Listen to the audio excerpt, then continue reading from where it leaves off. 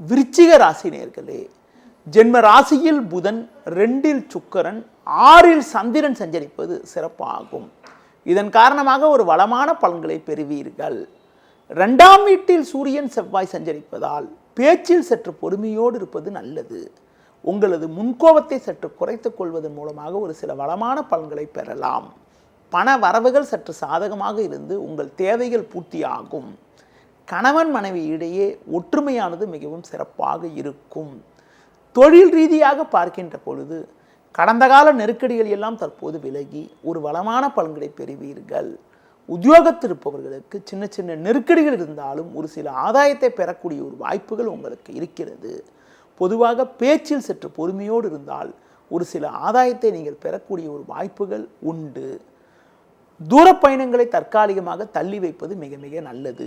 இன்றைய நாளில் ஒரு சில வளமான பலன்களை நீங்கள் பெறுவதற்கு லட்சுமி நரசிம்மர் வழிபாடு மேற்கொள்வது மிகவும் நல்லது.